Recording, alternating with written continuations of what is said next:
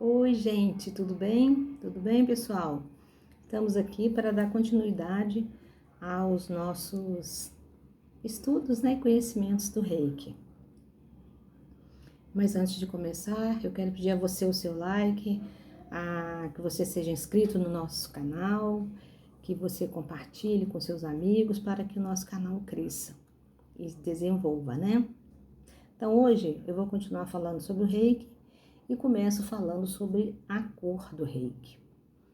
A cor que simboliza o Reiki é a cor verde, que é a cor da cura, é a cor do amor. Haja visto que a sua relação com o chakra cardíaco, ela é responsável pelo nosso amor incondicional e pelo nosso sistema imunológico.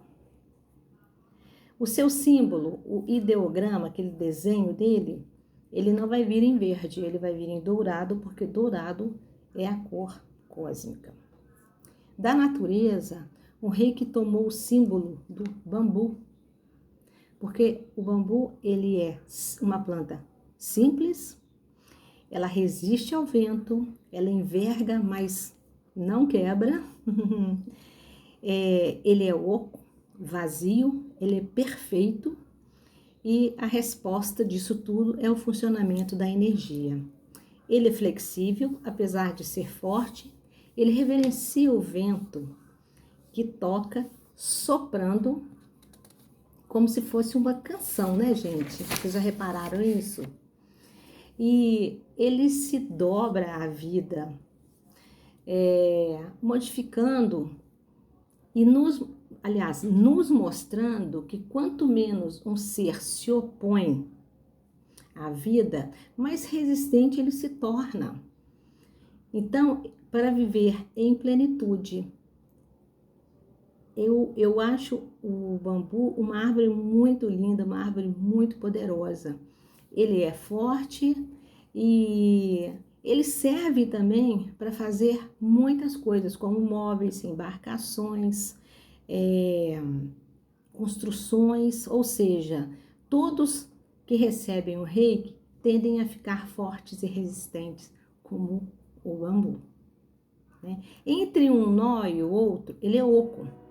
E esse vazio é o espaço entre o céu e a terra, representando que os que escolheram ser canais de reiki, os terapeutas, eles são tubos que levam essa energia, né, ao próximo, né?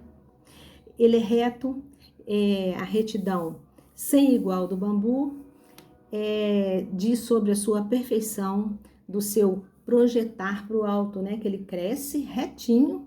Então, assim como nós, simboliza os diferentes estágios do caminho, significa o nosso interior, nosso crescimento e a nossa evolução. Quer dizer, a gente alcança a nossa meta. No Japão, o bambu, ele é uma planta que traz bons auspícios, uma planta auspiciosa, ela traz boa sorte. Então, pintar o bambu não só não é uma arte, mas também é um exercício espiritual. Na África, o bambu simboliza a alegria e essa simbologia torna as pessoas felizes e ligadas também aos princípios do Reiki. Não é porque o Reiki nasceu no Japão e também o símbolo lá da África, o bambu, né, que eles têm como símbolo auspicioso. Então, cada um e cada país e com sua energia e diferente, mas também igual, porque transmite para nós essa alegria, essa felicidade de viver, essa força interior. Agora eu vou contar para vocês um pedacinho, não sei se vai dar o vídeo todo, a história do Reiki. Essa coisa, essa arte de colocar as mãos no corpo humano, um corpo de um animal é uma coisa antiga, que isso já veio lá da antiguidade, lá veio, Jesus fazia isso, né? Jesus impunha as mãos, ele usava uma técnica e falava com os discípulos dele também, olha, façam o que eu faço, né? Não tem mistério, então trabalhem transmitindo essa energia boa para que as pessoas sejam curadas. Então, quando a gente, por exemplo, a gente bate em algum lugar, a gente machuca o braço, por exemplo, nosso instinto é logo pegar a mão e passar, né? Ali ele fica, a gente aquece, a energia expande e a gente começa a ficar aliviado daquela dor. A mesma coisa, vocês já viram um animal, um cachorro, lambendo uma ferida? É a mesma coisa, só que ele lambe, então a energia expande e ele também passa a não sentir dor, né? O Reiki, ele foi descoberto no Tibete há mais ou menos 8.000 anos atrás. Depois ele se expandiu para a Grécia, para o Egito e para outros países. Existem fatos que indicam que Jesus tenha praticado Reiki no Egito. Ele aplicava a técnica com sucesso e ensinava seus apóstolos, como eu já disse, né, a fazer o mesmo. Então, essas pessoas que possuem essa habilidade nas mãos, elas são tidas como paranormais. Então, recomenda-se o Reiki para potencializar e direcionar a energia. A redescoberta do Reiki foi feita pelo Mikao Usui. Ele nasceu no Japão em 15 de agosto de 1865. Registros não muito oficiais, tá? O Mikao Usui, ele redescobriu o Reiki. Então, ele era padre, ele lecionava e estudava a Bíblia. Então, ele tinha, diz a lenda, né, que ele tinha vários alunos e que ele era muito católico e numa dessas aulas dele, os alunos dele perguntaram para ele se ele acreditava realmente na Bíblia. Ele disse que sim. Eles perguntaram, você acredita literalmente na Bíblia? Ele disse que sim. Porque os alunos queriam saber sobre essa imposição de mãos e perguntou para ele por que no mundo, né, naquela época deles, ele falava, no mundo atual não se aplica isso também. Ele ficou calado. Ele não respondeu nada, ele ficou calado. Então, ele foi, tipo assim, desonrado, né? Porque ele se calou diante de uma coisa, ele não quis responder. Então, diante disso, ele pede demissão, né? De onde ele estava. E no mesmo dia, ele já sai para estudar como é que aconteceu tudo isso, né?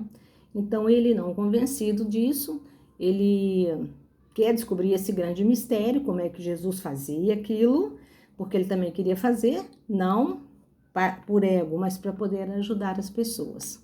Então, ele sai e vai para os Estados Unidos. Lá ele estudou teologia, estudou o cristianismo, estudou a Bíblia. Depois de 7 anos, ele tornou-se um teólogo e estudou também línguas antigas, chinês, sânscrito e uma língua antiga também, uma língua indiana. Anos e anos de estudo, ele ainda não havia encontrado respostas. Aí ele falou, eu vou procurar em outros lugares. Então ele lembrou de Gautama, o Buda, naquela época de 620 a 543 a.C., também era conhecido por curar, né, através das suas mãos. Os sutras escritos há mais de 2.500 anos, né? Então ele viu que tinha uma energia muito poderosa, né? Que poderia levar a um ilimitado poder de cura. No entanto, uma fórmula sem um manual para ele não tinha valor. Então, quando foi em 1908, no Japão, ele resolveu, vou descobrir de qualquer maneira, doa quem doer. O que ele faz? Ele foi para o Japão, né? E falou, agora eu vou descobrir de qualquer maneira. Ele foi para o mosteiro, ele sai do mosteiro, ele vai para um monte sagrado, o Monte Urama, que é uma montanha sagrada. Então, o que ele leva? Ele leva um cantil para ele beber água e 21 pedrinhas que ia servir de calendário para ele. Foi para lá, chegou, encontrou um riacho, encontrou uma árvore, sentava debaixo da árvore. E o que ele fazia? Ele fazia o jejum, ele falava os sutras, ele meditava, ele orava, ele cantava durante esses 21 dias. Quando chegou o último dia, o 21º dia, ele foi arrebatado por uma luz muito forte. Essa luz fez com que ele saísse do corpo, né? Então, ele sai, é como se ele tivesse, que ele entra em transe e ele começa a enxergar umas bolas, umas bolhas coloridas, e lá dentro tinham os símbolos. Eu esqueci de dizer para vocês que esses símbolos que ele procurava, ele encontrou em um livro de um discípulo de Buda 4 símbolos. E é estes símbolos que ele falava, que sem saber o que eles significavam, não tinha valor para ele. E em busca desses símbolos é que ele fez essa trajetória toda, que ele jejuou, tudo mais. Então, o que acontece? Quando chegou, ele viu esses símbolos, ele falou, pronto, agora eu já estou pronto. Então, ele começa a descer essa montanha sagrada para ir em direção ao mosteiro. O que acontece? Quando ele começa a descer a montanha, ele machuca o pé. Dói muito, sangra muito, e ele instintivamente, ele pega a própria mão e coloca em cima do pé machucado. Assim, questão de minutos, o pé parou de sangrar e ele parou de sentir dor também. Este foi o primeiro milagre, foi quando ele recebeu as bolhas coloridas. O segundo milagre foi quando ele machucou o pé e ele mesmo fez a autoaplicação nele. Continuou descendo a montanha para chegar ao mosteiro. Então ele chegou a uma pousada e o senhor lá, dono da pousada, notou que ele estava com uma barba muito grande e eles sabiam que o pessoal jejuava, né? Então ele ofereceu a ele uma broa, que era um alimento mais leve para quem tinha ficado 21 dias sem comer. Ele rejeitou a broa e pediu ao senhor da pousada um café completo. Ele sentou debaixo de uma árvore e comeu tudo e não passou mal. Porque quando a gente fica 21 dias sem comer, imagina, você se alimenta bastante, o que acontece? Você passa mal. Ele não passou mal, então mais um milagre. Lá na pousada mesmo, ele viu uma menininha que era neta do dono da pousada. Então ele viu que a menina estava chorando muito. Quando ele olhou, ela estava com o rosto muito vermelho e inchado. Aí ele pergunta para o dono da pousada, né? Que menina era aquela? Ele fala, é minha neta, mas eu não tenho dinheiro para levar ela a Kyoto para fazer o tratamento dentário, porque eu sou pobre. Aí ele pergunta se ele pode ajudar. Aí ele prontamente falou, vai, com certeza, né? Ele pegou a menininha e fez a imposição de mãos no local onde estava inchado e onde doía. Questão de minutos, a menina ficou curada. Foi mais um milagre. Continuou a caminhada dele, chegou ao mosteiro. Quando ele chegou lá no mosteiro, ele ficou sabendo que um abade, muito amigo dele, estava doente, estava com muitas dores. Ele tinha artrite, artrose, então ele tinha muitas dores. Aí ele falou, eu vou visitá-lo, né? Meu amigo, vou visitá-lo.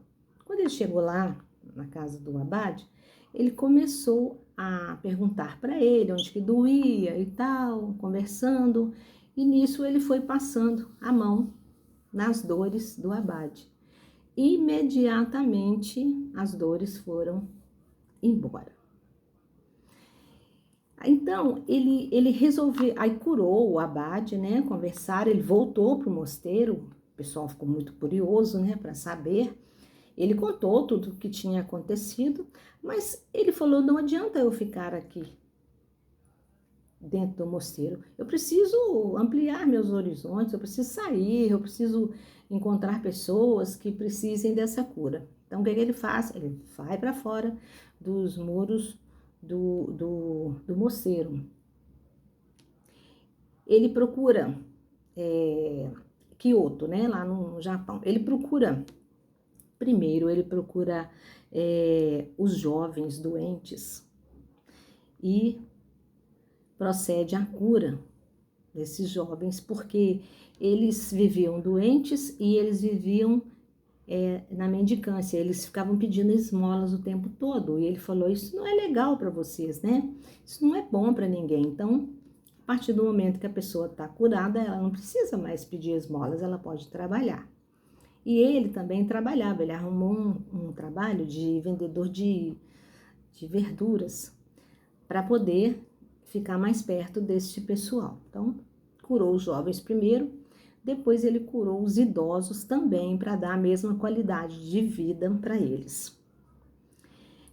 Todos curados, todos trabalhando, todos bem. Ele fala, agora é hora então de eu partir e alcançar outras pessoas. Saiu, fez o trabalho dele, foi para outros lugares. Passado um tempo, ele fala, eu vou voltar lá. Vai ver como é que eles estão. Eu acredito que tá todo mundo bem feliz, até rico, né? Quando ele chega lá em Kyoto de novo, ai, que decepção, meu Deus. As pessoas curadas, porém, mendigando novamente. Aí ele fala, mas eu deixei todos vocês curados, trabalhando. Quando eu chego aqui, vocês estão mendigando de novo? Aí eles respondem para ele o seguinte, que, ok, né, curados, mas que mendigar é muito mais fácil do que trabalhar. Então, assim, ele ficou muito decepcionado. E ele lembrou de uma passagem dentro lá do mosteiro que ele perguntou uma vez